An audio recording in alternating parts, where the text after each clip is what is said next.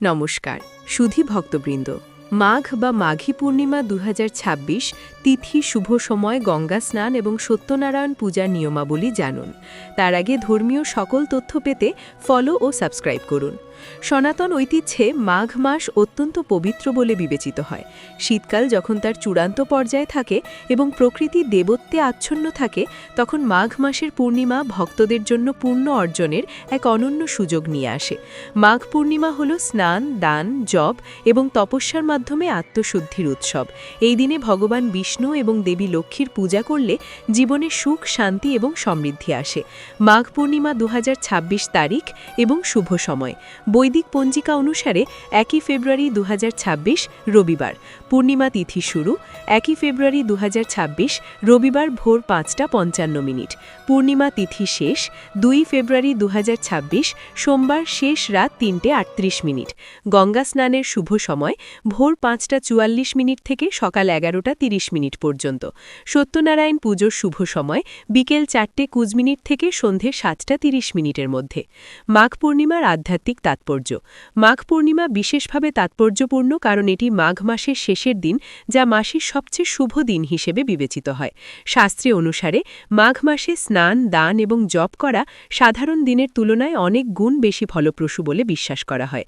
বিশ্বাস করা হয় যে এই দিনে পবিত্র নদীতে স্নান করলে বহু জীবনের পাপ ধুয়ে যায় এবং ভক্তকে মোক্ষের দিকে এগিয়ে যেতে সাহায্য করে। বিশেষ করে প্রয়াগরাজের ত্রিবেণী সঙ্গমে মাঘ পূর্ণিমায় স্নান করা চিরন্তন পুণ্য লাভ করে। বলা হয় যে দেবতারাও এই দিনে মানব রূপে সঙ্গমে স্নান করার জন্য পৃথিবীতে অবতরণ করেন, যা এই তিথির তাৎপর্য আরও বৃদ্ধি করে। মাঘ পূর্ণিমা মাঘ স্নান এবং কল্পবাসের সমাপ্তিও চিহ্নিত করে, যা ভক্তদের জন্য একটি অত্যন্ত আবেগপূর্ণ এবং আধ্যাত্মিক মুহূর্ত। মাঘ পূর্ণিমার নিয়ম। মাঘ পূর্ণিমায় কিছু বিশেষ নিয়ম মেনে চললে পূজা এবং উপবাসের পূর্ণ ফলশ্রুতি নিশ্চিত হয়। ব্রহ্ম মুহূর্তের সময় সকালে ঘুম থেকে উঠে পবিত্র নদীতে বা বাড়িতে গঙ্গাজল মিশিয়ে স্নান করুন। স্নানের পর সূর্য দেবতাকে জল অর্পণ করুন এবং প্রার্থনা করুন। নির্ধারিত রীতি অনুসারে ভগবান বিষ্ণু এবং দেবী লক্ষ্মীর পূজা করুন। এই দিনে সত্য, সংযম এবং শান্তির প্রতি বিশেষ মনোযোগ দিন। ক্রোধ, নেতিবাচক চিন্তা, তর্ক এবং মিথ্যা থেকে দূরে থাকুন। কালো পোশাক পরা এড়িয়ে চলুন। আপনার ঘর এবং উপাসনালয় পরিষ্কার পরিচ্ছন্নতা বজায় রাখুন। মাঘ পূর্ণিমায় দান করার পুণ্য। সনাতন ধর্মে দানকে অন্যতম মহান কর্ম হিসেবে বিবেচনা করা হয় এবং মাঘ পূর্ণিমায় করা দান অত্যন্ত ফলপ্রসূ বলে বিশ্বাস করা হয়। বিশ্বাস অনুসারে এই দিনে ব্রাহ্মণ এবং দরিদ্র, দুস্থ এবং অভাবী ব্যক্তিদের খাদ্যশস্য দান করলে জীবনের সম্পদ এবং সমৃদ্ধি বৃদ্ধি পায়। ধর্মীয় বিশ্বাস অনুসারে মাঘ পূর্ণিমায় করা দান কখনো বৃথা যায় না। এটি ভক্তের জীবন থেকে দারিদ্র্য, দুঃখ এবং বঞ্চনা দূর করে এবং পুণ্য সঞ্চয় করে।